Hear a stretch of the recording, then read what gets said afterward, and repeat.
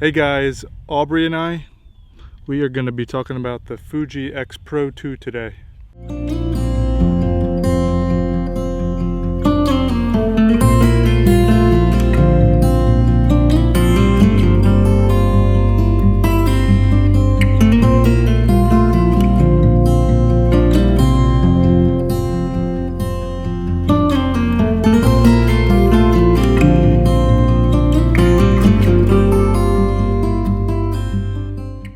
So this video is not really going to be like a technical review of the camera. I'm just going to be talking about my general thoughts of the camera and my experience with it. I think I shot with it for about 6 months or so before I ended up selling it. So I really didn't have that much time with the X-Pro2. I had the 23mm f2 lens, and that was the one that was weather sealed. I had the, what else did I have, Aubrey? Can't remember. I also had the 16mm f1.4 lens, and that lens was amazing, really amazing, both for shooting people and landscapes. The only other lens that I was able to use with that camera was an M42 mount lens that I adapted to the X-Pro2. The lens was the Auto Takumar 55mm f2 lens. And that lens is sweet. That lens is awesome. You can get it on eBay for about $40 or $50. If you don't feel like shelling out the money for the 56mm f1.2 lens, then that is a really affordable way to go. One thing I liked about that lens was the awesome flare that you got from it. So, and you're not going to get that with the more modern Fuji lenses that are out. Aubrey's enjoying the flowers, right, Aubrey?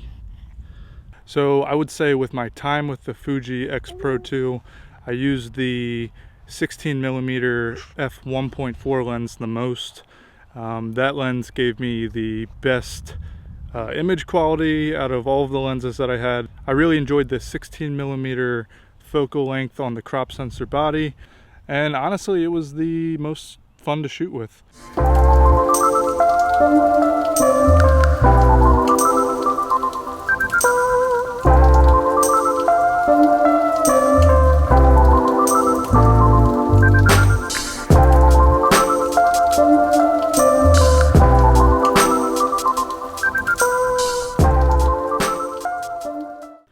A couple of other things that I really liked about the Fuji X-Pro2 were that I was always really confident when I was out shooting in the rain. I even took the camera to the beach, and while getting sand on the camera was a little sketchy, it was easily cleaned off, and I had no issues at all. Besides the weather sealing of the camera, the look of the camera was beautiful. I think right now you can get a used X-Pro2 graphite kit for around $1,000, and new it goes for, I think it's $1,500, but actually no, $1,400. So completely worth it, and I highly recommend the camera. The autofocus speed was really fast and snappy, especially during bright daylight conditions.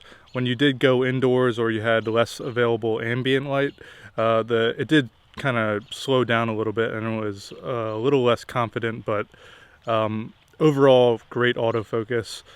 You had 2 card slots, which was always nice.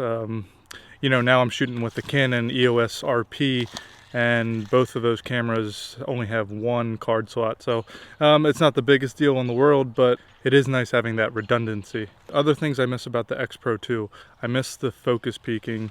It was really, really accurate. I think the last thing that I really enjoyed about the camera was the fact that the eye autofocus worked really well. So that was sort of, I mean, coming from shooting with Nikon, that was my introduction into the mirrorless world. So I got to use eye autofocus for the first time, and it really does kind of change how you shoot portraits.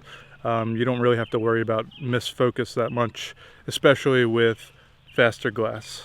So like I said, these pictures I'm about to show you are all shot on the Fuji X-Pro2 using 3 different lenses. So we have the 16mm 1.4, We have the 23mm f2 and the Auto Tacumar 55mm f2.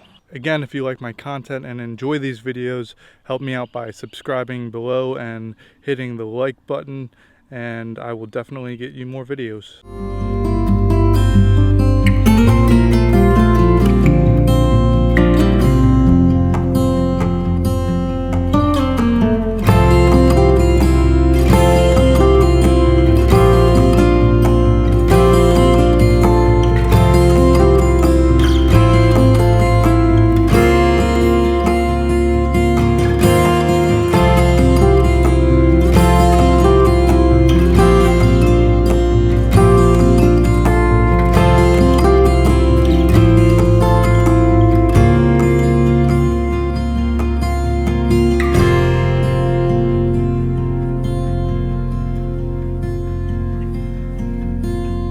Thank you.